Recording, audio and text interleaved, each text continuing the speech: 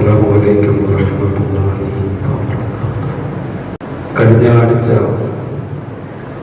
ഉദ്ഹിയ്യത്തിന്റെ പ്രാധാന്യം, ആരാണ് ഉദ്ഹിയ്യത്ത് കൊടുക്കേണ്ടത്, ഏതെല്ലാം മൃഗങ്ങളെയാണ് ഉദ്ഹിയ്യത്ത് കൊടുക്കുമ്പോൾ പരിഗണിക്കേണ്ടത്, ഏത് കളറിനാണ് പ്രാമുഖ്യം കൊടുക്കേണ്ടത്, ഷെയർ കൂടുമ്പോൾ ശ്രദ്ധിക്കേണ്ട കാര്യങ്ങൾ തുടങ്ങി ഒരുപാട് കാര്യങ്ങൾ ബലിയറുക്കലുമായി ബന്ധപ്പെട്ട് നമ്മൾ മനസ്സിലാക്കി.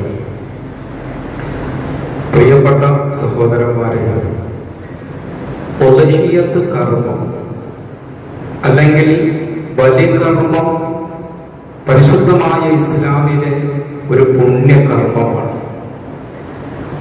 പരിശുദ്ധമായ ഇസ്ലാമിൽ മാത്രമല്ല, എല്ലാ മതങ്ങളിലും ബലികർമ്മമുണ്ട്.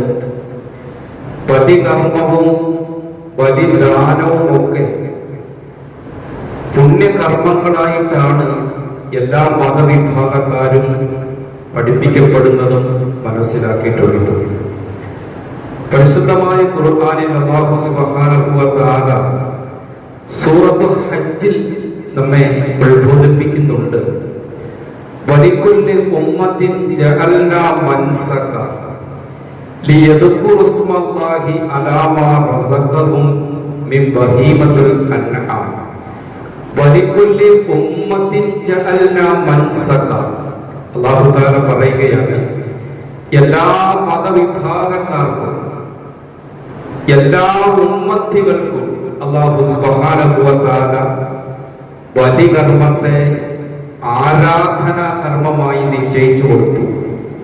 എന്തിനാണ് അല്ലാഹു തആല എല്ലാ സമുദായത്തിനും ബലികർമ്മത്തെ ആരാധനയായി നിശ്ചയിച്ചു കൊടുക്കാൻ കാര്യം? ലിയദ്കുറു ഇസ്മല്ലാഹി അലാ മാ റസഖഹും മിൻ ബഹീമത്തുൽ അൻആം.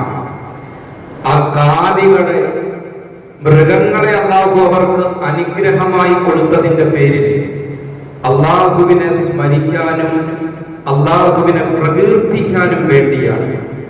മൃഗങ്ങളെ അല്ലാഹു നമുക്ക് നൽകിയ സമ്പത്താണ് കാലി സമ്പത്ത്. മൃഗങ്ങൾ, ആ മൃഗങ്ങളെ അല്ലാഹു നമുക്ക് തന്നത്, ആ മൃഗങ്ങളെ നമുക്ക് കീഴ്പ്പെടുത്തി തന്നത്, ഇതൊക്കെ അല്ലാഹുവിന്റെ വലിയ അനുഗ്രഹമാണ്. ഈ അനുഗ്രഹങ്ങൾക്ക് നന്ദി എന്നോണം അല്ലാഹുവിന്റെ നാമം ഉച്ചരിച്ചുകൊണ്ട് അല്ലാഹുവിന് വേണ്ടി ആ മൃഗങ്ങളെ ബലിയർപ്പിക്കാൻ, ആ മൃഗങ്ങളെ അല്ലാഹുവിന് സമർപ്പിക്കാൻ വേണ്ടിയാണ് അല്ലാഹു തആല എല്ലാ മതവിഭാഗത്തിനും ബലികർമ്മത്തെ പുണ്യ ആരാധനയായി നിശ്ചയിച്ചിരിക്കുന്നത് എന്ന് വിശുദ്ധമായ ഖുർആൻ ശരീഫ് നമ്മെ പഠിപ്പിക്കുകയാണ്. നമുക്കറിയാം, പരിശുദ്ധമായ ഖുർആനിൽ അല്ലാഹു 4 ബലികർമ്മത്തെ കുറിച്ച് പഠിപ്പിക്കുന്നുണ്ട്. ആദം നബി അലൈഹിസ്സലാത്തു വസ്സലാം മുതൽ അന്ത്യപ്രവാചകനായ മുഹമ്മദ് റസൂലുള്ളാഹി സ്വല്ലല്ലാഹു അലൈഹി വസല്ലമ തങ്ങൾ വരെ കടന്നു വന്ന പ്രവാചകന്മാരിൽ നിലനിന്നിരുന്ന 4 ബലി, 4 പ്രവാചകന്മാർ നിർവഹിച്ച ബലികളെ കുറിച്ച് നമ്മളെ പഠിപ്പിക്കുന്നുണ്ട്. അതിൽ ഒന്നാമത്തെ ബലി, ഞാനത് ചരിത്രം ഒന്നും വിശദീകരിക്കാൻ ഉദ്ദേശിക്കുന്നില്ല, ആ കാര്യം പറഞ്ഞ് ഒന്ന് ഓർമ്മപ്പെടുത്തി പോകാനാണ് ആഗ്രഹിക്കുന്നത്. ഒന്നാമത്തെ ബലികർമ്മം ആദം നബി അലൈഹിസ്സലാമിന്റെ 2 മക്കളായ ഹാബീലും കാബീലും നടത്തിയ ബലിയാണ്. ആദം നബിയുടെ മക്കൾ ഹാബീലും കാബീലും. നാം മനസ്സിലാക്കേണ്ടത്, മനുഷ്യന്റെ ഉത്ഭവം മുതൽ, മനുഷ്യാരംഭം മുതൽ തന്നെ ലോകത്ത് നിലനിൽക്കുന്ന ഒരു കർമ്മമാണ് ബലി. ആദം നബിയുടെ മക്കളാണ് ബലി കൊടുത്തത്. എന്തിന്റെ പേരിലാണ് ബലി കൊടുത്തതെന്നൊക്കെ സൂറത്തുൽ ബഖറയിൽ വളരെ വിശദമായി വലിയ ചരിത്രം അതുമായി ബന്ധപ്പെട്ട് പഠിപ്പിക്കുന്നുണ്ട്. വിശദീകരിക്കാൻ സമയമില്ല. രണ്ടാമത്തെ ബലിദാനം ബഹുമാനപ്പെട്ട മൂസാ നബി അലൈഹിസ്സലാമിന്റെ കാലഘട്ടത്തിലാണ് നടന്നത്. ആ ബലി കൊടുക്കാൻ ഒരു കാരണം, മൂസാ നബി അലൈഹിസ്സലാമിന്റെ കാലഘട്ടത്തിൽ ഒരാൾ വധിക്കപ്പെട്ടു, ഒരാൾ കൊല ചെയ്യപ്പെട്ടു. ഈ കൊല ചെയ്യപ്പെട്ടവൻ, അവന്റെ ഘാതകനാരാണെന്ന് അറിയില്ല. ആരാണ് ഈ ക്രൂരത ചെയ്തത്, ആരാണ് ഈ മനുഷ്യനെ കൊന്നത് എന്ന് തിരിച്ചറിയാൻ കഴിയാതെ അവർ പ്രയാസപ്പെട്ടു. അങ്ങനെ മൂസാ നബി അലൈഹിസ്സലാമിന്റെ അടുക്കൽ വന്നിട്ട് ആളുകൾ പറഞ്ഞു, അവർ വന്ന് മൂസാ നബി അലൈഹിസ്സലാമിനോട് പറഞ്ഞു, ഞങ്ങളുടെ ബന്ധത്തിൽപ്പെട്ട ഒരാൾ കൊല ചെയ്യപ്പെട്ടിട്ടുണ്ട് മൂസാ നബിയെ. അയാളെ ആരാണ് കൊന്നത്? ആ കാതകനെ ഞങ്ങൾക്ക് അറിയിച്ചു തരണം. ആരാണ് കാതകനെന്ന് പറഞ്ഞു തരണം എന്ന് മൂസാ നബി അലൈഹിസ്സലാമിനോട് ആളുകൾ വന്ന് പറഞ്ഞപ്പോൾ മൂസാ നബി അലൈഹിസ്സലാം അല്ലാഹുവിനോട് ദുആ ചെയ്തു. അല്ലാഹു സുബ്ഹാനഹു വ തആല വഹീയിലൂടെ മൂസാ നബി അലൈഹിസ്സലാമിനെ അറിയിച്ചു, ഇന്നല്ലാഹ യഅ്മുറുകും അൻ തദ്ബഹു ബഖറ. നിങ്ങളൊരു പശുവിനെ അറക്കാൻ, മൂസാ നബിയെ അവരോടൊരു പശുവിനെ അറക്കാൻ പറ. ഒരു പശുവിനെ അല്ലാഹുവിന്റെ മാർഗത്തിൽ ബലിയറക്കാൻ അവരോട് പറ. ആ പശുവിന്റെ വാല് കൊണ്ട് കൊല ചെയ്യപ്പെട്ട ആ വ്യക്തിയുടെ ശരീരത്തിലൊന്ന് തടകിയാൽ, തട്ടിയാൽ ആ മനുഷ്യന് അല്ലാഹു തആല റൂഹ് കൊടുക്കും. ആ മനുഷ്യൻ പറയും തന്നെ ആരാണ് കൊന്നതെന്ന്. അതിലൂടെ നിങ്ങൾക്ക് ആ കാതകനെ കണ്ടുപിടിക്കാം എന്ന് ഖുർആൻ പഠിപ്പിക്കുന്നു. ഇതൊന്നും ഒരു പഴങ്കഥ കേൾക്കുന്ന ലാഘവത്തിലിരുന്ന് കേൾക്കരുത്. വിശുദ്ധമായ ഖുർആൻ നമുക്ക് പഠിപ്പിച്ചു തരുന്ന ചരിത്രങ്ങളാണ്. ഇതാണ് ലോകത്ത് നടന്ന രണ്ടാമത്തെ ബലി. മൂന്നാമത്തെ ബലി ബഹുമാനപ്പെട്ട ഇബ്രാഹിം നബി അലൈഹിസ്സലാം നടത്തിയ ബലിയാണ്. ഇബ്രാഹിം നബി 2 ബലികർമ്മം നടത്തി. അതിലൊരു ബലി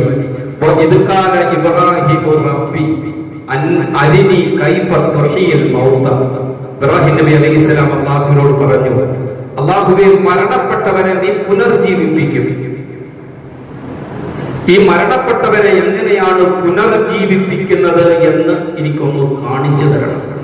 അല്ലാഹുവിനോട് ഇബ്രാഹിം നബി അലൈഹിസ്സലാം ആവശ്യപ്പെട്ടതാണ്. അപ്പോ അല്ലാഹു തആല ഇബ്രാഹിം നബിയോട് ചോദിച്ചു, അവലം തുഅ്മിൻ, യേ ഇബ്രാഹിം, മരണപ്പെട്ട ആളുകളെ പുനർജീവിപ്പിക്കുന്ന കാര്യത്തിൽ നിനക്ക് വിശ്വാസമില്ലേ? മരിച്ചു മണ്ണോട് ലയിച്ചു പോയവരെ, മരിച്ച് മണ്ണായി മാറിയവരെ ഞാൻ പുനർജീവിപ്പിക്കും എന്ന കാര്യത്തിൽ നിനക്ക് വിശ്വാസമില്ലേ?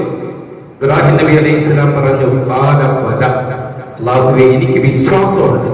വലാകിൻ ലിയത്മഇന്ന ഖൽബി, പക്ഷെ എന്റെ ഹൃദയത്തിൽ ഒരു ആശ്വാസം, എന്റെ ഹൃദയത്തിൽ ഒരു സമാധാനം നീ പുനർജീവിക്കുന്നത് ലൈവായിട്ട് കാണുമ്പോൾ എന്റെ ഹൃദയത്തിൽ ഉണ്ടാകുന്ന ഒരു ആശ്വാസം ഉണ്ടല്ലോ, അതിനു വേണ്ടിയാണ് എന്ന് ഇബ്രാഹിം നബി അള്ളാഹുവിനോട് പറഞ്ഞു.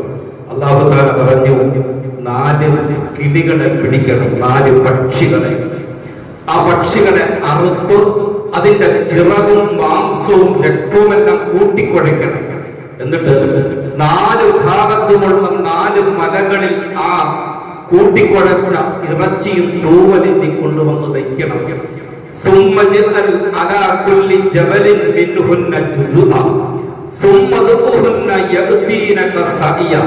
എന്നിട്ട് ഓരോ പക്ഷിയുടെ പേര് വിളിച്ച് ആ പക്ഷികളെ നീ വിളിക്കണം ഇബ്രാഹിം എന്ന് പറഞ്ഞു. ഇബ്രാഹിം നബി അലൈഹി സ്വലാം അങ്ങനെ വിളിച്ചു. ആ പക്ഷികൾ ഇബ്രാഹിം നബി അലൈഹിസ്സലാമിന്റെ അറുത്ത് ചിറകും മാംസവും രക്തവുമെല്ലാം കൂട്ടിക്കുഴച്ച് വെച്ച ആ പക്ഷികൾ അല്ലാഹു പുനർജീവിപ്പിച്ച് ആ പക്ഷികൾ ഇബ്രാഹിം നബി അലൈഹിസ്സലാമിന്റെ അടുക്കലേക്ക് വന്നു. ഇതാണ് ചരിത്രത്തിലെ 3ാമത്തെ ബലി. 4ാമത്തെ ബലി നമുക്കെല്ലാം അറിയാം. ഇബ്രാഹിം നബി അലൈഹിസ്സലാം തന്റെ മകനെ അല്ലാഹുവിന്റെ മാർഗത്തിൽ ബലി കൊടുത്ത അദ്ദേഹത്തിന്റെ ജീവിതത്തിലെ ഏറ്റവും പ്രയാസകരമായ, ഏറ്റവും വലിയ പരീക്ഷണം, ഈ ഒരു സംഭവത്തെ അനുസ്മരിച്ചുകൊണ്ടാണ് ലോക മുസ്ലിമീങ്ങൾ ദുൽഹജ്ജ് 10-ന് എല്ലാ വർഷവും ബലി അറുക്കുന്നത്. ഇങ്ങനെ 4 ബലികളാണ് വിശുദ്ധ ഖുർആൻ ശരീഫ് നമ്മെ പഠിപ്പിച്ചു തന്നത്. പ്രിയപ്പെട്ട സഹോദരന്മാരെ, അപ്പൊ എല്ലാ സമുദായത്തിലും പൂർവകാല പ്രവാചകന്മാരിലും ഒക്കെ നിലനിന്നിരുന്ന ഒരു ഇബാദത്താണ്, ആരാധനാ കർമ്മമാണ് ബലിയറുക്കൽ എന്ന് നാം മനസ്സിലാക്കുക. നമ്മൾ ഈ ബലിയെ കുറിച്ച് പറയുമ്പോൾ ബലികർമ്മം ഇന്ന് ഏറ്റവും കൂടുതൽ വിമർശിക്കപ്പെട്ടുകൊണ്ടിരിക്കുകയാണ്. നമുക്കറിയാം, നമ്മുടെ ആരാധനാ കർമ്മങ്ങളാണ് ഇന്ന് ലോകത്ത് ഏറ്റവും കൂടുതൽ വിമർശിക്കപ്പെടുന്നത്. ഇപ്പൊ നോമ്പ് വരുമ്പോൾ യുക്തിവാദികളും ഇസ്ലാമിന്റെ ശത്രുക്കളും നോമ്പായിരിക്കും അവരുടെ വിഷയം. പട്ടിണിക്കിട്ട് മുസ്ലിമീങ്ങൾ ആളെ കൊല്ലുന്ന ഏർപ്പാടാണ് അവരുടെ ആരാധന.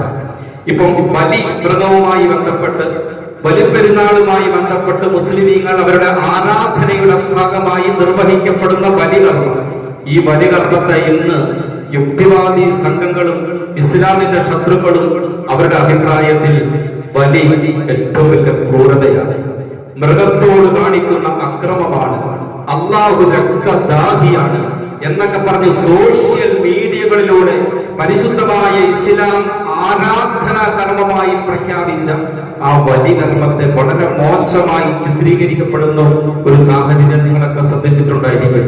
അതുകൊണ്ട് പ്രിയപ്പെട്ട സഹോദരന്മാരെ, ഇങ്ങനെ ഒരവസ്ഥ വരുമ്പോൾ നമ്മൾ പെട്ടെന്ന് ചിന്തിച്ചു പോകും, ഓരോ ബലിപ്പെരുന്നാളിലും പതിനായിരക്കണക്കിന് ലക്ഷക്കണക്കിന് ലോകത്ത് മുഴുവനും കോടിക്കണക്കായ മൃഗങ്ങൾ ബലിയറുക്കപ്പെടുമ്പോൾ ഇതൊരു ക്രൂരതയല്ലേ?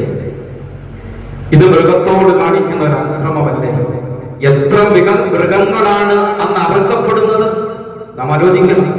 പരിശുദ്ധമായ ഹറമിൽ പോലും ഹജ്ജിന് ചെല്ലുന്ന ലക്ഷോപലക്ഷം ഹാജിമാർ അവർ ഓരോരുത്തരും അവിടെ ബലി അറുക്കണം. നാട്ടിൽ മാത്രമല്ല ബലി, ഹജ്ജിന് പോകുന്ന ഹാജി അവർ ഹജ്ജിൽ നിന്നും വിരമിക്കുന്നത് ഈ ബലികർമ്മത്തോടു കൂടിയാണ്. അവിടെ ലക്ഷക്കണക്കായ മൃഗങ്ങളാണ് ബലിയറുക്കപ്പെടുന്നത്. അങ്ങനെ ലോകത്ത് കോടിക്കണക്കായ മൃഗങ്ങൾ അല്ലെങ്കിൽ ലക്ഷക്കണക്കായ മൃഗങ്ങൾ ബലിയറുക്കപ്പെടുമ്പോൾ ഇതൊരു ക്രൂരതയല്ലേ?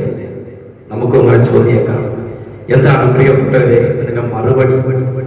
ഇന്ന് ഇൻഷാ അല്ലാഹ് ഇതുമായി ബന്ധപ്പെട്ട ഇപ്പം ചില കാര്യങ്ങളാണ് പറയുന്നത്, നിങ്ങൾ ശ്രദ്ധിച്ചിരിക്കണം. മൃഗങ്ങളെ അറുക്കുന്നത് ക്രൂരതയാണ്. അല്ലാഹു സുബ്ഹാനഹു വ തആല മൃഗങ്ങളെ സൃഷ്ടിച്ചിട്ട് മൃഗങ്ങളെ കുറിച്ച് എന്താണ് അല്ലാഹു പറഞ്ഞത്? അല്ലാഹു തആല പറയുകയാണ്, ഈ ഭൂമിയിലുള്ള സർവ്വതിനെയും മനുഷ്യന്റെ ഉപകാരത്തിന് വേണ്ടിയാണ് അല്ലാഹു സൃഷ്ടിച്ചത്. എല്ലാത്തിനെയും മനുഷ്യന് വേണ്ടിയാണ് സൃഷ്ടിച്ചത്. മൃഗങ്ങളെയും മനുഷ്യരെ നിങ്ങൾക്ക് വേണ്ടിയാണ് അല്ലാഹു തആല സൃഷ്ടിച്ചത്. മൃഗങ്ങളെ മനുഷ്യർക്ക് വേണ്ടിയാണ് അല്ലാഹു സൃഷ്ടിച്ചത്. ചില മൃഗങ്ങളുടെ രോമം തണുപ്പ് കാലത്ത്, അതിശൈത്യകാലത്ത് തണുപ്പിൽ നിന്നും നിങ്ങൾക്ക് രക്ഷ നൽകുന്നു. കമ്പിളി രോമം, കമ്പിളി വസ്ത്രങ്ങൾ ഉണ്ടാക്കുന്നത് ചെമ്മരിയാടിന്റെ രോമത്തിലൂടെയാണ്. അല്ലാഹു പറയുകയാണ്, ചില മൃഗങ്ങളുടെ രോമം ശക്തമായ തണുപ്പിൽ നിന്നും നിങ്ങൾക്ക് രക്ഷയേകുന്ന വസ്ത്രമാണ് ചെമ്മരിയാടി. എന്നിട്ട് അല്ലാഹു പറയുന്നു, മൃഗങ്ങളെ നിങ്ങൾക്ക് വേണ്ടിയാണ് സൃഷ്ടിച്ചത് എന്ന് പറഞ്ഞിട്ട് അല്ലാഹു പറയുന്നു, മനുഷ്യരെ ഈ മൃഗങ്ങളിൽ നിങ്ങൾക്ക് ഒരുപാട് ഗുണങ്ങളുണ്ട്, ഒരുപാട് പ്രയോജനങ്ങളുണ്ട്. എന്താണ് പ്രിയപ്പെട്ടവരെ മൃഗങ്ങളിലൂടെ മനുഷ്യന് കിട്ടുന്ന ഉപകാരങ്ങൾ? അല്ലാഹു തആല പറയുന്നു, വതഹ്മിലു അസ്കാലകും ഇലാ ബലദിൻ ലം തകൂനു ബാലിഗീഹി ഇല്ലാ ബിശിക്കിൽ അൻഫുസ്. നിങ്ങൾക്ക് നിങ്ങളുടെ ശരീരത്തെ വളരെ പ്രയാസപ്പെടുത്തി, കഷ്ടപ്പെടുത്തി, നിങ്ങൾ ഒരുപാട് ത്യാഗം സഹിച്ചാലല്ലാതെ എത്തിച്ചേരുന്ന പ്രദേശത്തേക്ക് നിങ്ങളെയും വഹിച്ചുകൊണ്ട്, നിങ്ങളുടെ ചരക്കുകളെയും വഹിച്ചുകൊണ്ട് പോകുന്നത് മൃഗങ്ങളെയാണ്. അതിനുവേണ്ടി നിങ്ങളുടെ ചരക്കുകൾ വഹിക്കാൻ, നിങ്ങൾക്ക് സഞ്ചാരം നടത്താൻ വേണ്ടിയാണ് അല്ലാഹു മൃഗങ്ങളെ സൃഷ്ടിച്ചത് എന്ന് മനുഷ്യന് മൃഗങ്ങളിലൂടെ അല്ലാഹു കൊടുക്കുന്ന ഉപകാരമായിട്ട് അല്ലാഹു തആല പറയുകയാണ്. നമുക്കറിയാം, കുറച്ച് കാലങ്ങൾക്ക് മുമ്പ്, ഇപ്പൊ ഇവിടെ എങ്ങനെയായിരുന്നു എന്ന് എനിക്കറിയില്ല, നമ്മുടെ ഹൈറേഞ്ച് മേഖലയിലൊക്കെ ഞങ്ങളുടെ ചെറുപ്പത്തിലൊക്കെ കമ്പത്തൂന്നും തമിഴ്നാട്ടിൽ നിന്നും പച്ചക്കറിയും അരിയും ഒക്കെ കൊണ്ടിരുന്നത് കാളവണ്ടിയിലായിരുന്നു, കഴുതപ്പുറത്തായിരുന്നു. ഇവിടെ എങ്ങനെയല്ലേ, നമ്മൾ മൃഗങ്ങളെ ആസ്വദിച്ചാണ് നമ്മൾ ഭാരങ്ങൾ വഹിച്ച് മറ്റു നാടുകളിലേക്കൊക്കെ കൊണ്ടുപോയത്. യന്ത്രവാഹനങ്ങളും സൗകര്യങ്ങളും ഉണ്ടാകുന്നതിന് മുമ്പ്, നൂറ്റാണ്ടുകൾക്ക് മുമ്പ് അല്ലാഹുവിന്റെ വിശുദ്ധ ഖുർആൻ പഠിപ്പിക്കുകയാണ്, വതഹ്മിലു അസ്കാലകും ഇലാ ബലദിൻ ലം തകൂനു ബാലിഗീഹി ഇല്ലാ ബിശിക്കിൽ അൻഫുസ്. വളരെ ദുർഘടം പിടിച്ച വഴികൾ താണ്ടി നിങ്ങളുടെ ലഗേജുമായി, നിങ്ങളുടെ ഭാരങ്ങളുമായി, നിങ്ങളുടെ കച്ചവട സാധനങ്ങളുമായി മൃഗങ്ങളാണ് യാത്ര ചെയ്തുകൊണ്ടിരുന്നത്. നിങ്ങളുടെ ഭാരങ്ങൾ വഹിപ്പിക്കാനാണ് അല്ലാഹു തആല മൃഗങ്ങളെ സൃഷ്ടിച്ചത്. എന്നിട്ട് അല്ലാഹു മറ്റൊരു ഉപകാരത്തെ കുറിച്ച് പറയുന്നു, നിങ്ങൾക്ക് ഭക്ഷണമായിട്ടാണ് അല്ലാഹു സുബ്ഹാനഹു വ തആല മൃഗങ്ങളെ സൃഷ്ടിച്ചത്. നമുക്ക് ഭക്ഷണമായിട്ട് അറുത്ത് അതിനെ ആഹരിക്കാൻ, ഭക്ഷണമാക്കാൻ വേണ്ടിയാണ് പ്രിയപ്പെട്ടവരെ അല്ലാഹു മൃഗങ്ങളെ സൃഷ്ടിച്ചത്. സൂറത്ത് യാസീനിൽ നമുക്കെല്ലാം അറിയുന്ന ആയത്താണ്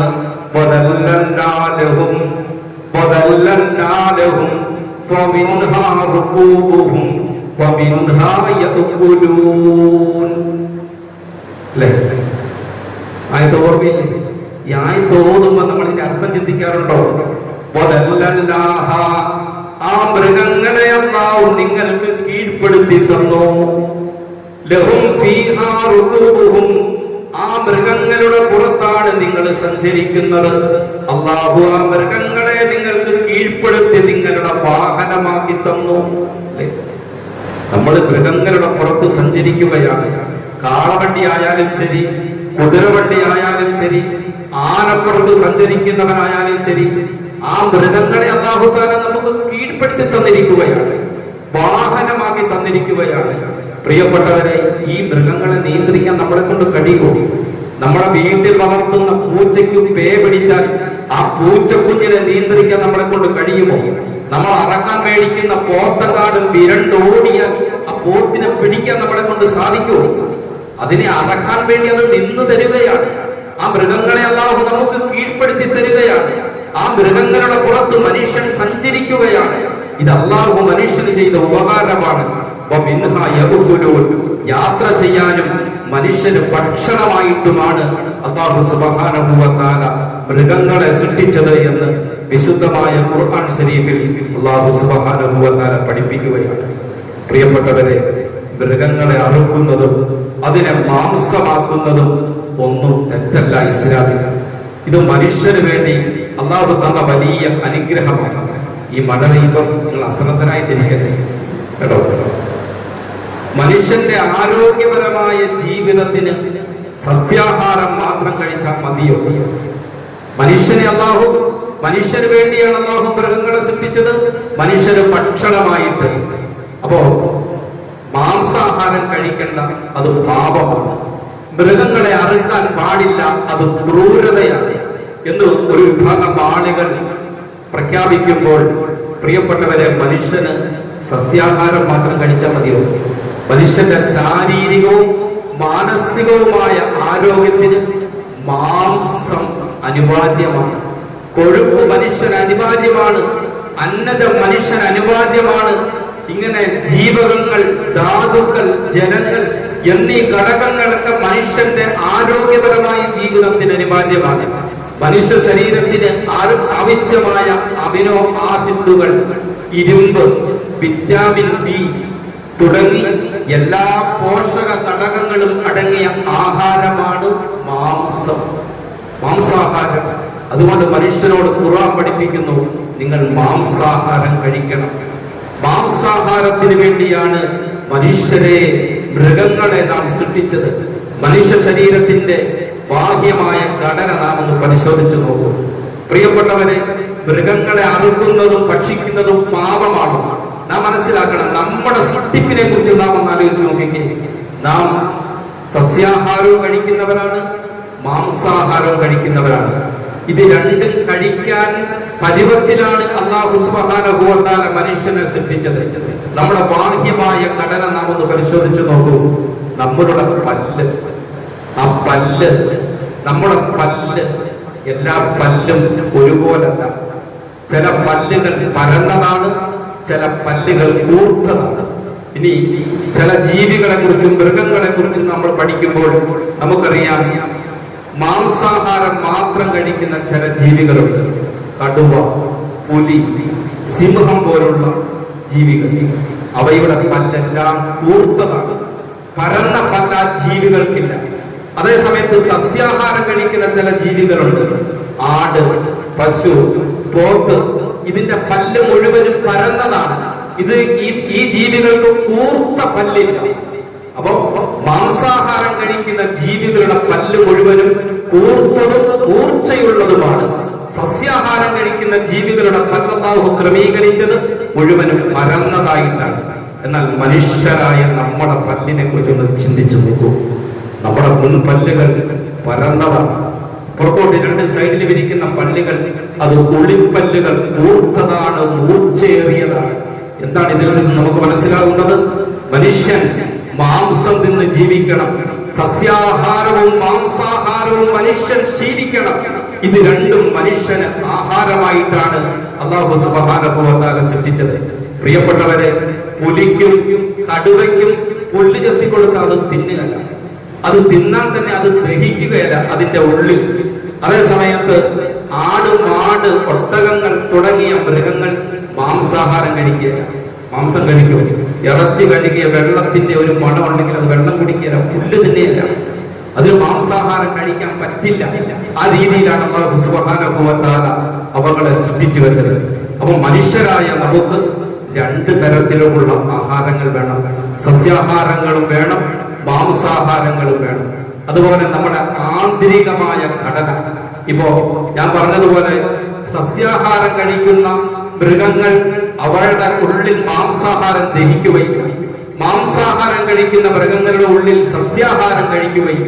നമ്മുടെ ദഹന പ്രക്രിയ എങ്ങനെയാണ്? രണ്ട് ഭക്ഷണങ്ങളും ദഹിക്കുന്ന രീതിയിലാണ് അല്ലാഹു സുബ്ഹാനഹു വ തആല സൃഷ്ടിച്ചു വെച്ചിട്ടുള്ളത്. അപ്പം ഇതിന്റെ അടിസ്ഥാനത്തിൽ മനുഷ്യന്റെ ജീവിതത്തിൽ, അവന്റെ ആരോഗ്യപരമായ ജീവിതത്തിന് മാംസാഹാരവും അത്യാവശ്യമാണ്, സസ്യാഹാരവും ആവശ്യമാണ്. മനുഷ്യന് ഭക്ഷണമായിട്ടാണ് അല്ലാഹു സുബ്ഹാനഹു വ തആല മൃഗങ്ങളെ സൃഷ്ടിച്ചത്. എന്നിട്ട് അല്ലാഹു പറയുന്നു, ഇന്ന റബ്ബകും ലറഊഫുർ റഹീം.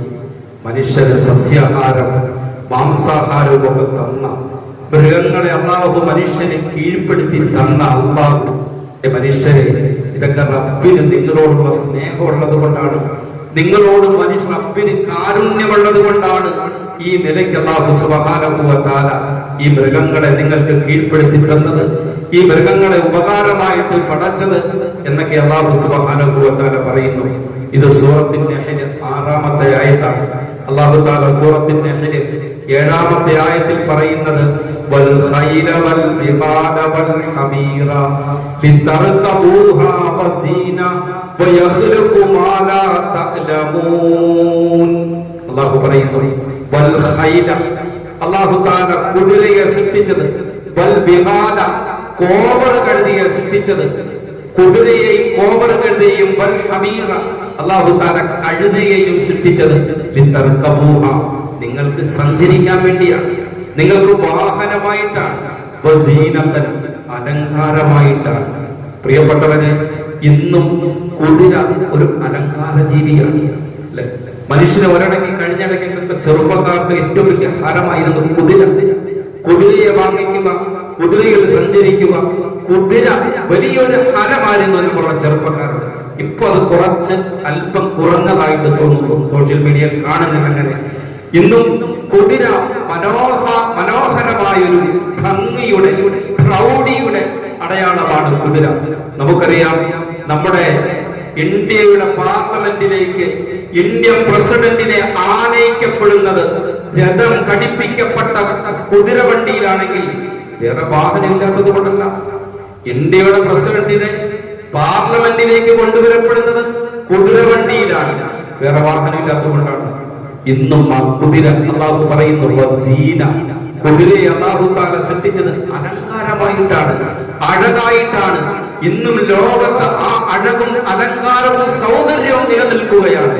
എന്നിട്ട് അല്ലാഹു പറയുന്നു, വയഖ്ലുഖു മാ ലാ തഅലമൂൻ, കുതിരയെ, കോവർ കഴുത, കഴുതയെ നിങ്ങൾക്ക് വാഹനമാക്കി തന്നു എന്ന് പറഞ്ഞിട്ട് അല്ലാഹു പറയുകയാണ്, വാഹനമായിട്ട് നിങ്ങൾക്കറിയാത്ത പലതിനെയും അവൻ സൃഷ്ടിക്കും. ഇത് 6-ാം നൂറ്റാണ്ടിലെ ജനങ്ങളോടാണ് അല്ലാഹു തആല പറഞ്ഞത്. പ്രിയപ്പെട്ടവരെ, അന്ന് യന്ത്രം ഘടിപ്പിക്കപ്പെട്ട വാഹനമില്ല, ഒരു സൈക്കിൾ പോലും ഇല്ല എന്ന് നാം ആലോചിക്കണം. എന്നിട്ട് അല്ലാഹു പറയുന്നു, നിങ്ങൾക്ക് പരിചയമില്ലാത്ത പലതിനെയും നിങ്ങൾക്ക് വാഹനമായിട്ട് സൃഷ്ടിച്ചു തരുമെന്ന്. ഇപ്പൊ ആലോചിച്ചത്, അല്ലാഹു പറയുക, നിങ്ങൾക്ക് പരിചയമില്ലാത്തതിനെ അല്ലാഹു നിങ്ങൾക്ക് വാഹനമായിട്ട് സൃഷ്ടിച്ചു തരും. അതിനുശേഷം എത്രയോ വാഹനങ്ങൾ, അന്ന് പ്ലെയിൻ കണ്ടുപിടിക്കപ്പെട്ടിട്ടില്ല, ട്രെയിൻ കണ്ടുപിടിക്കപ്പെട്ടിട്ടില്ല, യന്ത്രവാഹനങ്ങളൊന്നും കണ്ടുപിടിക്കപ്പെട്ടിട്ടില്ല. ഈ യന്ത്രവാഹനങ്ങളെ കുറിച്ച്, ആകാശത്തിലൂടെ ആകാശവാഹനത്തെ കുറിച്ച്, കടൽ വാഹനത്തെ കുറിച്ചൊക്കെ അല്ലാഹു തആല വിശുദ്ധ ഖുർആനിന്റെ ആവിർഭാവ കാലഘട്ടത്തിൽ അള്ളാഹു പറയുന്നു ഇതൊക്കെ പിന്നീട് ഉണ്ടാകും. അപ്പൊ ഞാൻ പറഞ്ഞു വന്നത്, മനുഷ്യർക്ക് വേണ്ടിയാണ് മൃഗങ്ങളെ സൃഷ്ടിച്ചത്, മനുഷ്യർക്ക് സഞ്ചരിക്കാൻ, മനുഷ്യർക്ക് ഭക്ഷണമായിട്ട്. എന്നിട്ട് അള്ളാഹു പറയുന്നു മനുഷ്യരെ കാലികളിൽ നിങ്ങൾക്ക് വലിയ ഗുണപാഠമുണ്ട്. എന്താണ് മനുഷ്യർക്കുള്ള ഗുണപാഠം?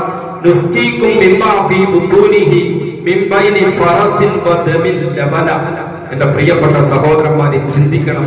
അള്ളാഹു പറയുന്നു നിങ്ങൾക്ക് കാലികളിൽ വലിയ ഗുണപാഠമുണ്ട്. പാലിനെ കുറിച്ച് നിങ്ങൾ ചിന്തിക്കുന്നുണ്ടോ? മനുഷ്യരെല്ലാം പോഷകാഹാരമായി കാണുന്ന പാൽ, പോഷക സമൃദ്ധമായ പാൽ, ഈ പാലിനെ എവിടെ നിന്നാണ് ഉൽപ്പാദിപ്പിക്കപ്പെടുന്നത്? എവിടെ നിന്നാണ് ഈ പാല് വരുന്നത്? അള്ളാഹു പറയുന്നു ചാണകത്തിന്റെയും രക്തത്തിന്റെയും ഇടയിൽ നിന്നാണ് ഏറ്റവും ശുദ്ധമായ പോഷക സമൃദ്ധമായ ഈ പാല് ഉൽപ്പാദിപ്പിക്കപ്പെടുന്നത്. പാല് കുടിക്കുമ്പോൾ നമ്മൾ ചിന്തിക്കുന്നുണ്ടോ മൃഗത്തിന്റെ എവിടെ നിന്നാണ് ഇത് വരുന്നത്? ചാണകത്തിന്റെയും രക്തത്തിന്റെയും ഇടയിൽ നിന്ന് നിങ്ങൾക്ക് ശുദ്ധമായ, രുചികരമായ, ആസ്വാദ്യകരമായ പാല് നിങ്ങൾക്ക് നാം നൽകുന്നു. ഇതിന്റെ അകത്ത് മനുഷ്യർക്ക്, ചിന്തിക്കുന്നവർക്ക് ഗുണപാഠമുണ്ടെന്ന് അല്ലാഹു സുബ്ഹാനഹു വ തആല നമ്മളെ പഠിപ്പിക്കുകയാണ്. പ്രിയപ്പെട്ട സഹോദരന്മാരെ, അതുകൊണ്ട് ഞാൻ പറഞ്ഞ് അവസാനിപ്പിക്കുകയാണ്.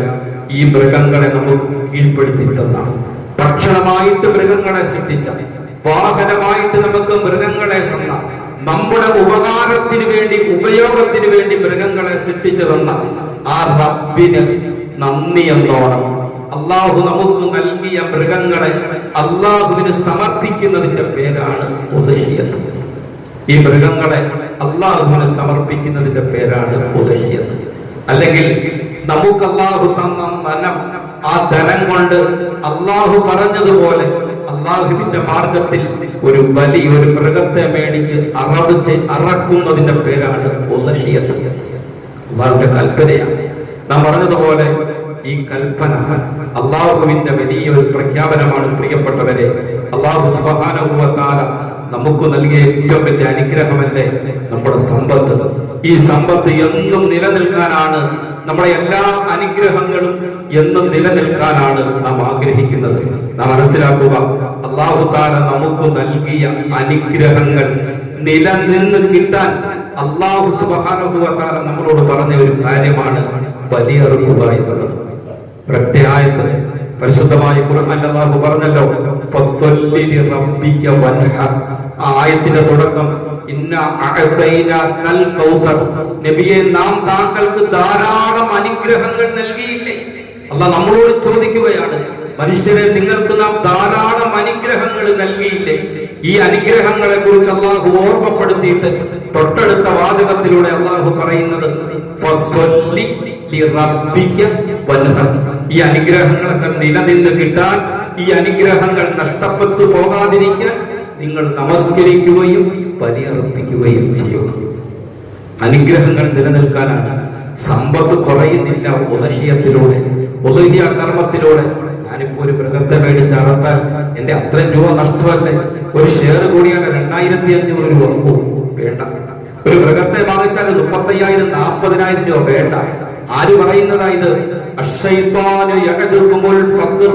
ദാരിദ്ര്യത്തെ കുറിച്ച് ശൈത്താൻ നമ്മളെ പറഞ്ഞുതരും. ശൈത്താൻ നമ്മളോട് പറയും, വേണ്ട, മൃഗത്തെ അറുക്കണ്ട, നഷ്ടക്കളിയാണ്, സമ്പത്ത് കുറയും. ശൈത്താൻ നമ്മളെ ഉത്ബോധിപ്പിച്ചുകൊണ്ടിരിക്കും. അല്ലാഹു സുബ്ഹാനഹു വ തആല പറയുന്നു, ഞാൻ നിങ്ങൾക്ക് നൽകിയ അനുഗ്രഹങ്ങൾ നിലനിൽക്കണമെങ്കിൽ ഫസ്സല്ലി ലിറബ്ബിക വൻഹർ, നമസ്കരിക്കുകയും ബലിയറുക്കുകയും ചെയ്യുക എന്ന് എന്റെ പ്രിയപ്പെട്ടവരെ വിശുദ്ധമായ ഖുർആനിൽ അല്ലാഹു സുബ്ഹാനഹു വ തആല പഠിപ്പിക്കുകയാണ്. അതുകൊണ്ട് എന്റെ പ്രിയപ്പെട്ട സഹോദരന്മാർ, കഴിവുള്ളവർ ഉദ്ഹിയ്യത്ത് ഇറക്കണം. സിറാത്ത് പാലം കടന്നു പോകാനുള്ള വാഹനമാണ് നമ്മൾ ഇറക്കുന്ന ബലി മൃഗങ്ങൾ. നമ്മൾ ദുനിയാവിൽ നമ്മൾ ഏറ്റവും ഇഷ്ടപ്പെടുന്ന ഒന്നാണ് വാഹനം. അതും കൂടിയ, ഏറ്റവും മോഡൽ കൂടിയ വാഹനമാണ് നമ്മൾ ആഗ്രഹിക്കുന്നതെങ്കിൽ നല്ല മാംസമുള്ള, ആരോഗ്യമുള്ള, എല്ലാ ലക്ഷണങ്ങളും ഒത്തിണങ്ങിയ മൃഗങ്ങളെ കണ്ടെത്തി എന്റെ പ്രിയപ്പെട്ടവരെ അല്ലാഹുവിന് വേണ്ടി ബലിയിറക്കാൻ നമ്മൾ ശ്രമിക്കണം. ബലികർമ്മത്തെ നമ്മൾ നിസ്സാരമായി കണക്കാക്കരുത്. സ്വന്തമായി അറക്കാൻ കഴിയുമെങ്കിൽ അങ്ങനെ അറക്കണം. ഇനി അതല്ലെങ്കിൽ ഷെയർ ചെയ്താണ് അത് അറക്കാൻ സാധിക്കുന്നതെങ്കിൽ അങ്ങനെ ആ കർമ്മവുമായി ബന്ധപ്പെടണം. ഒരിക്കലും ഒതുങ്ങിയ കർമ്മത്തോട് പുറംതിരിഞ്ഞ് നിൽക്കല്. ഇൻഷാ അല്ലാഹ് നിങ്ങൾ വരുന്ന ആഴ്ച അല്പം നേരത്തെ വരണം. വരുന്ന ആഴ്ച ഉദ്ഹിയത്ത് ഉൾപ്പെടെയുള്ള മൃഗങ്ങളെ എങ്ങനെയാണ് അറുക്കേണ്ടത്, ആരാണ് അറുക്കേണ്ടത്, അതിന്റെ മാംസം എങ്ങനെ വിതരണം ചെയ്യണം, തോലെന്ത് ചെയ്യണം തുടങ്ങി ഒരുപാട് ഫിഖ്ഹി മസ്അലകൾ കഴിഞ്ഞ ആഴ്ച ഞാൻ പറഞ്ഞതുപോലെ ഒരുപാട് കർമ്മശാസ്ത്ര വിധികളായിരിക്കും ഇൻഷാ അല്ലാഹ് പറയാൻ ആഗ്രഹിക്കുന്നത്. അത് നമുക്ക് തുടക്കം ഒരു ആമുഖം കുറച്ച് കാര്യങ്ങൾ ഇങ്ങനെ പറഞ്ഞിട്ട് കുറെ ആൾക്കാരെല്ലാം കൂടെ വന്നിട്ട് പോയിന്റ് പറയാമെന്ന് പറഞ്ഞിരിക്കാൻ പറ്റില്ല. അതിന്റെ തുടക്കം മുതലേ പ്രധാനപ്പെട്ട കാര്യങ്ങളായിരിക്കും പറയാൻ സാധിക്കുള്ളൂ.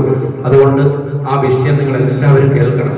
ഉദ്ഹിയ്യത്ത് അറക്കുമ്പോൾ മാത്രമല്ല, നമ്മൾ മാംസത്തിന് വേണ്ടി ഒരു മൃഗത്തെ അറക്കുമ്പോൾ ആ മൃഗത്തെ എങ്ങനെയാണ് അറക്കേണ്ടത്, ആരാണ് അറക്കേണ്ടത്, ആ മാംസത്തിന് വേണ്ടി അറക്കുന്ന മൃഗത്തെ അറക്കുമ്പോൾ തന്നെ അതിനെ എങ്ങോട്ട് ചരിച്ചു കിടത്തി അറക്കണം, എങ്ങനെ അറത്താലാണ് അത് നമുക്ക് ഭക്ഷ്യയോഗ്യമായി മാറുന്നത് തുടങ്ങിയ കാര്യങ്ങൾ എന്റെ പ്രിയപ്പെട്ട സഹോദരന്മാരെ നമ്മൾ പഠിച്ചിരിക്കണം, മനസ്സിലാക്കിയിരിക്കണം. എല്ലാവരും നേരത്തെ വരിക. അല്ലാഹു സുബ്ഹാനഹു വ തആല ഉദ്ഹിയ്യത്തിന് നിയത്ത് ചെയ്തവർ ദുൽഹജ്ജ് 1 മുതൽ, ദുൽഹജ്ജ് എന്താണെന്ന് പിറ കണ്ടാലേ കൃത്യമായി പറയാൻ സാധിക്കുകയുള്ളൂ. പിറ എല്ലാവരും പ്രതീക്ഷിക്കണം.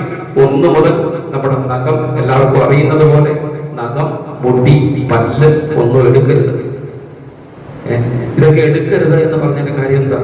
10 ദിവസത്തോളം ഉദ്ഹിയ അറക്കുന്നവർ മുടി വെട്ടാതെ നടക്കണം, അവരുടെ ശരീരത്തിലെ മറ്റ് രോഗങ്ങൾ കളയാതെ സൂക്ഷിക്കണം, നഖം വെട്ടരുത് എന്ന് പറഞ്ഞതിന്റെ യുക്തി എന്താണ് പ്രിയപ്പെട്ടവരെ? നിങ്ങൾ ആരെങ്കിലും ചിന്തിച്ചിട്ടുണ്ടോ? വെട്ടരുതെന്ന് മാത്രമേ നമ്മൾ കേട്ടിട്ടുള്ളൂ. അതിന്റെ യുക്തി എന്താണ്? നമ്മുടെ ഓരോ ശരീരത്തിലെ ഓരോ രോമങ്ങൾക്കും ഈ ഉദ്ഹിയ കൊടുക്കപ്പെടുമ്പോൾ അതിലൂടെ കിട്ടുന്ന ഗുണങ്ങൾ നമ്മുടെ ശരീരത്തിലെ ഓരോ രോമത്തിനും കിട്ടണം. പാപമോചനം ഓരോ രോമത്തിനും, നരകമോചനം നമ്മുടെ ശരീരത്തിലെ ഓരോ അംശത്തിനും, അത് നഖത്തിന്റെ ഒരു തുമ്പായാൽ പോലും അതിന് കിട്ടണം. അതുകൊണ്ടാണ് ഹബീബായ റസൂലുള്ളാഹി സല്ലല്ലാഹു അലൈഹി വസല്ലം തങ്ങൾ ഉദ്ഹിയ്യത്ത് അറക്കുന്നവർ ദുൽഹജ്ജ് 1 മുതൽ ആ ഉദ്ഹിയ്യത്ത് കർമ്മം നിർവഹിക്കപ്പെടുന്നത് വരെ ശരീരത്തിലെ രോമങ്ങളും നഖവും മറ്റും നീക്കരുത് എന്ന് പറഞ്ഞത്. അല്ലാഹു സുബ്ഹാനഹു വ തആല കാര്യങ്ങൾ മനസ്സിലാക്കി അല്ലാഹുവിന്റെ തൃപ്തിയിലും പൊരുത്തത്തിലുമായി ആ പുണ്യമായ കർമ്മം നിർവഹിക്കാൻ അല്ലാഹു നമ്മളെ സഹായിക്കുമാറാകട്ടെ.